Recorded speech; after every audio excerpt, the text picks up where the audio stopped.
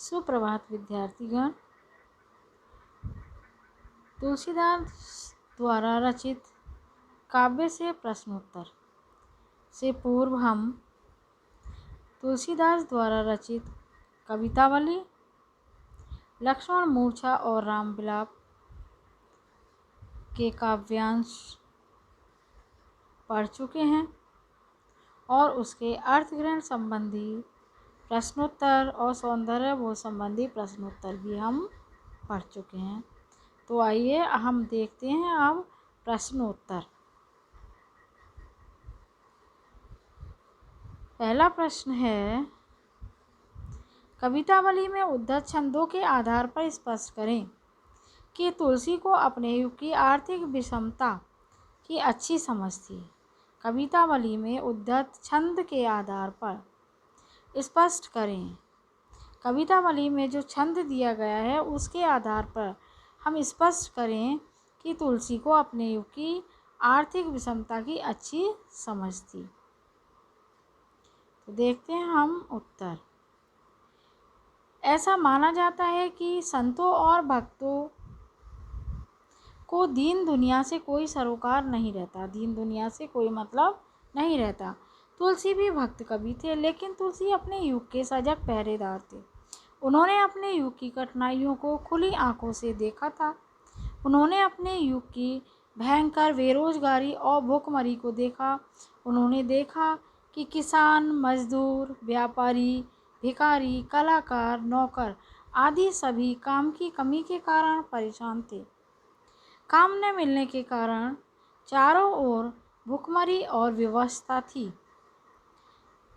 सबके मुख से यही निकल रहा था कि कहाँ जाएं और क्या करें। सबके मुख से यही निकल रहा था कि कहाँ जाएं और क्या करें। तो अब हम देखते हैं प्रश्न नंबर दूसरा।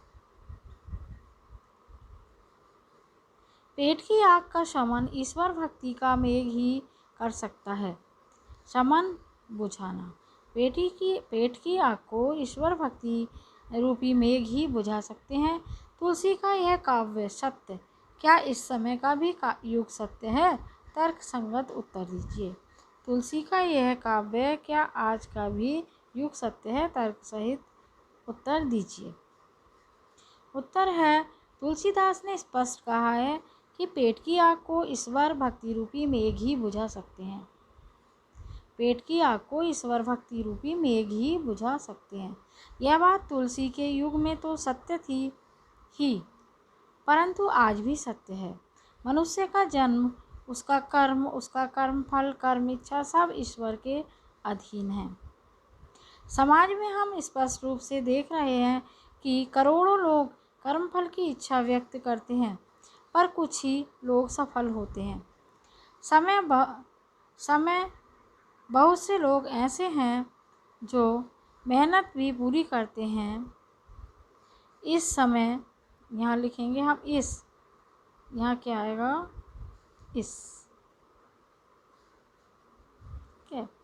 इस समय बहुत से लोग ऐसे हैं जो मेहनत भी पूरी करते हैं, सफलता हेतु भरपूर प्रयास भी करते हैं, काम भी अच्छा करते हैं, फिर भूखे पेट सोते हैं। इसे ईश्वर कृपा या संयोग के सिवा और क्या कहेंगे? इसे ईश्वर कृपा या संयोग के सिवा और क्या कहेंगे? भगवान सभी के परिश्रम का फल नहीं देता।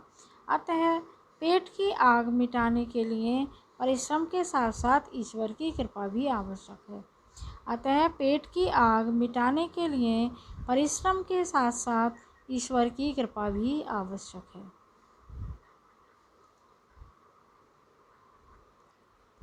अगला प्रश्न है,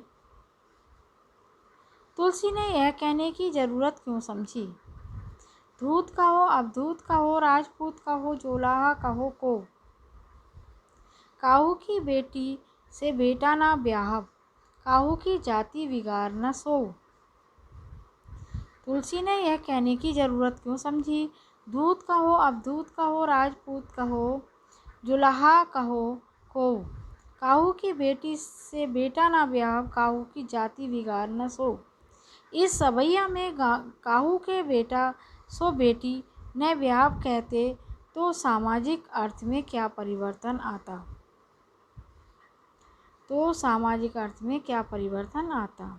उत्तर है, यदि काहू की बेटी सो बेटा ना ब्याह की बजाय काहू के बेटे सो बेटी ना ब्याह का प्रयोग होता तो सामाजिक अर्थ में परिवर्तन हो जाता।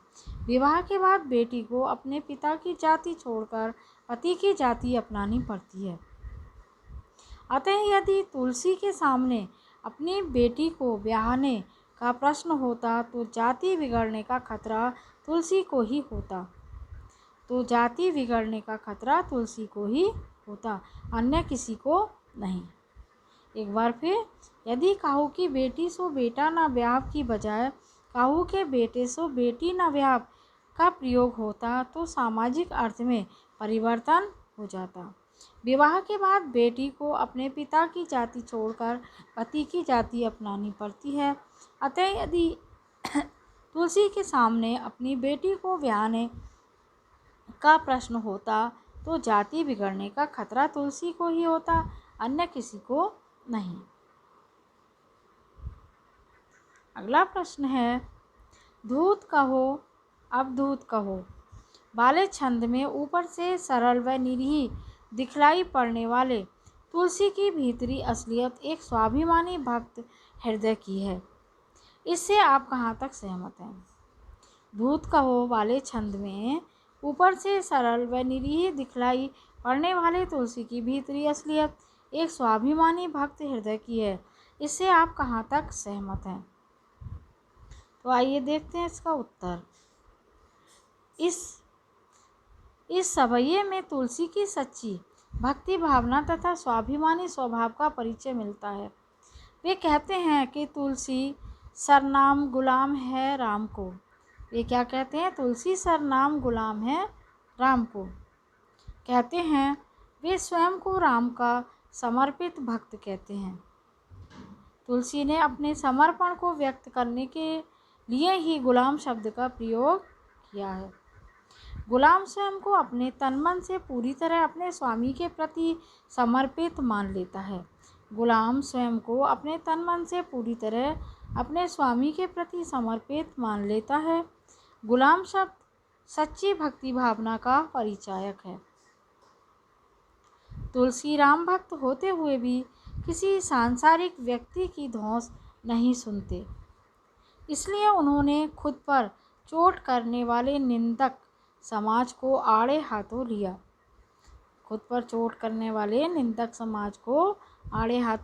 लिया। और स्पष्ट कहा कि वे उसके बारे में कुछ भी कहें, उन्हें कोई लेना देना नहीं है। वे मस्जिद में सोते हैं और मांगकर खाते हैं। तो बच्चों देखिए, यहाँ पर उन्हें कोई क्या आएगा? को की जगह कोई, ये कोई शब्द है, क ओ ई। जो को लिखा हुआ है ये क्या है? कोई। को जो लिखा हुआ है वो है कोई। उन्हें कोई लेना देना नहीं है। वे मस्जिद में सोते हैं और मांगकर खाते हैं। धन्यवाद।